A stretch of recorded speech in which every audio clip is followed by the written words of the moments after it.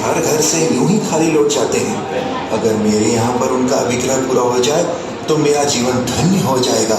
मैं अभी ये बात चंदना को जाकर बताता हूँ।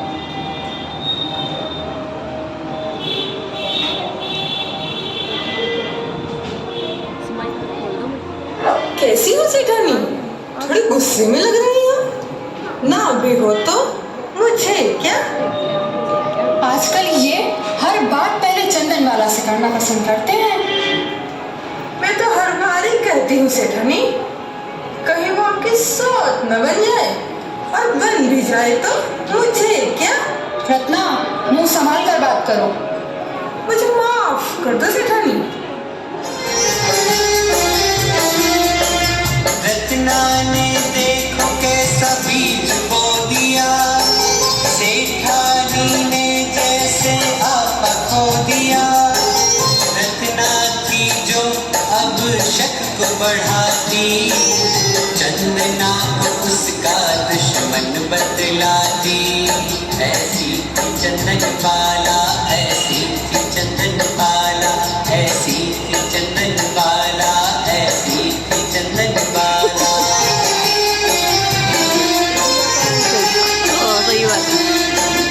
अब तो चंदना को उसने मारा, अखियों से आंसू आए हाल बेचारा। दुश्मन के जैसा ये राग बढ़ा है, चंदना के लिए बलि कैसा खड़ा है।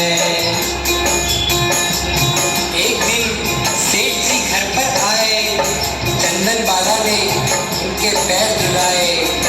मौत की प्यासी बन गई सेठानी, अवसर के इंतजार में थी वो पाप की भागी।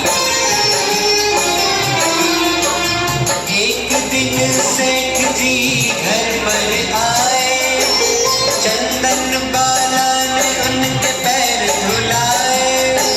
मौत की प्यासी बन गई सेठानी, अवसर के इंतजार में थी पाप की भागी। ऐसी थी चंदन बाला, ऐसी थी चंदन बाला, ऐसी थी चंदन बाला, ऐसी थी चंदन बाला। सेठानी, अब कहो आपको क्या कहना है? ये अभी भी मान रहना है, और अब भी मान रहना है तो मुझे क्या? रत्ना, तू सही कह रही थी। मेरा तो यह मिलाप देखकर ऐसी इच्छा हो रही थी कि चंदन बाला के बाल ही जला दूं। अब नहीं सेठानी, अवसर की प्रतीक्षा कीजिए। कल सेठ जी 3 दिनों के लिए नगर से बाहर जा रहे हैं। मुझे भी बस कल ही की प्रतीक्षा है। इस चंदन बाला को तो मैं छोड़ूंगी नहीं।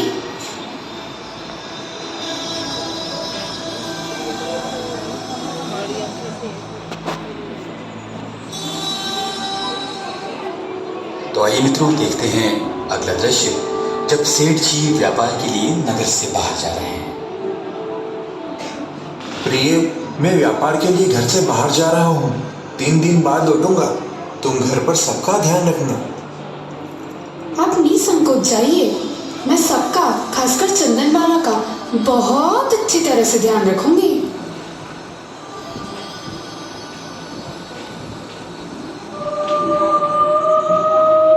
रत्ना, कहाँ है चंदन बाला? उसे गंदे वस्त्र पहनाकर, बेड़ियों में बांधकर मेरे पास लेकर आओ। बहुत बाल लहराने का शौक है ना उसे। मैं उसके बाल ही काट दूंगी।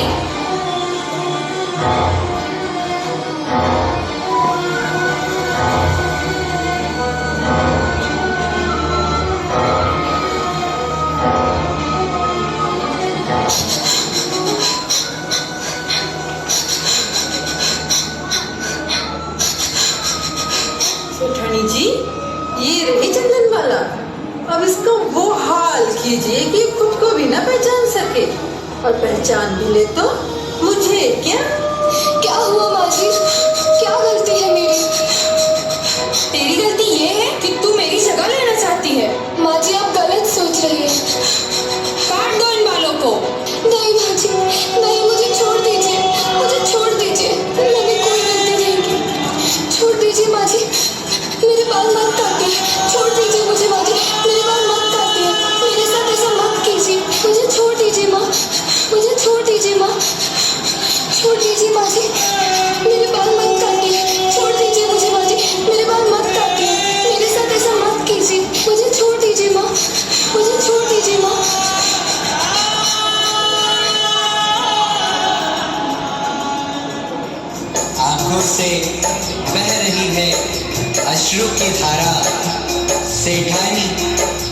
ये क्या कर डाला, बालों को उसके सर से उतारा, तूने चंदना का मुंडन कर डाला। आंखों से बह रही है अश्रु की धारा, सेठानी तूने ये क्या कर डाला, बालों को उसके सर से उतारा, चंदना का उसने मुंडन कर डाला। ऐसी थी चंदन बाला, ऐसी थी चंदन बाला, ऐसी थी चंदन बाला, ऐसी थी चंदन बाला।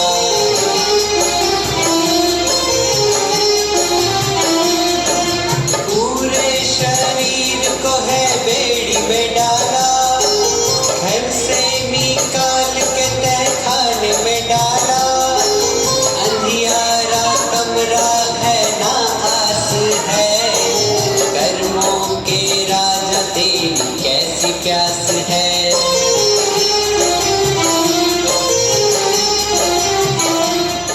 सच मित्रों, कितनी दुखद घड़ी है, कैसी कर्म राजा की सजाएं हैं। आज चंदनबाला और हमारी स्थिति बिल्कुल एक जैसी हो गई है। वे अंधियारे कमरे में हैं और हम अंधकार रूपी संसार में। उनके कपड़े मैले हैं और हमारी तो आत्मा ही मैली है। उनके हाथ पैरों में बंधन है और हम भी राग और द्वेष से बंधे हैं। तो मित्रों, आज भी समय है कि हम मोह माया के बंधनों को समझें और हमारे आचार, विचार और व्यवहार को सात्विक मार्ग पर लेकर चलें, उस नवकार के पुण्य स्मरण के साथ, जो कि हमारी सजल प्रार्थना का आधार स्तंभ है।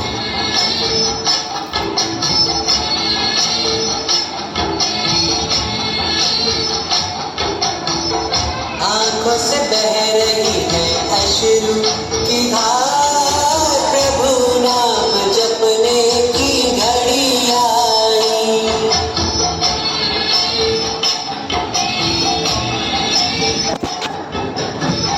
विधाता ने किया चंदना का श्रृंगार, प्रभु नाम जपने की घड़ी आई।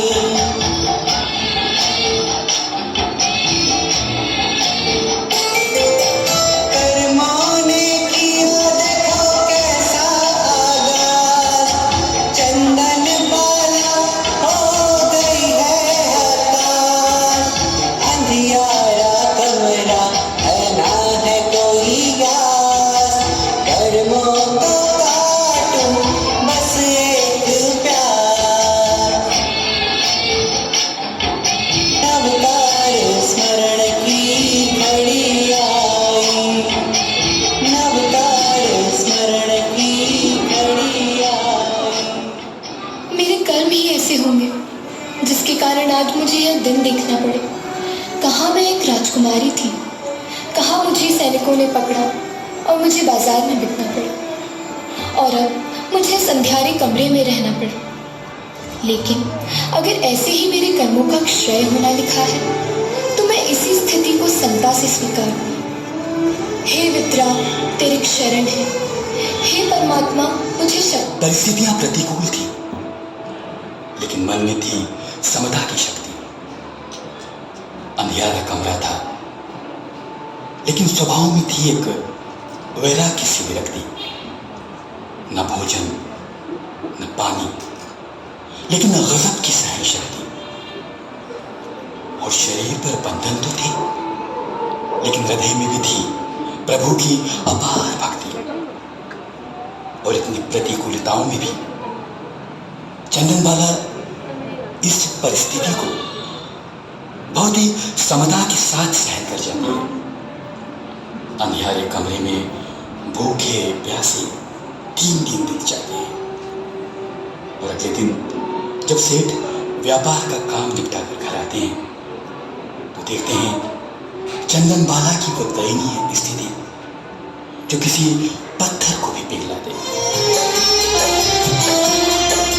बेटी को देखकर बाप यूं रोया, आज उसने अपना है सब कुछ खोया।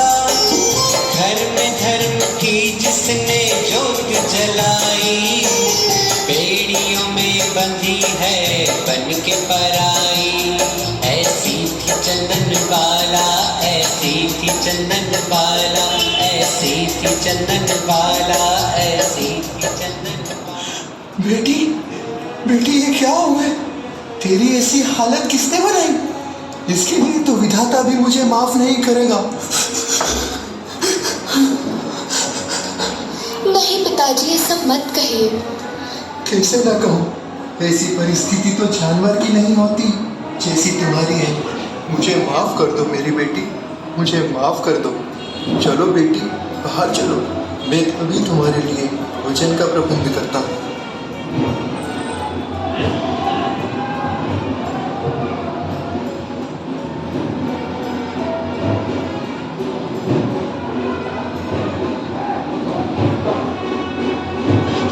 मैं पूरे घर में घूमकर आ गया हूँ, मुझे भोजन में कुछ भी नहीं मिला। ये भैंस के तबेले में उड़द के बाकुले पड़े थे, वही मैं उठा लाया। पुत्री, तुम यही खा लो, मैं तुम्हारी भेड़िया काटने के लिए अभी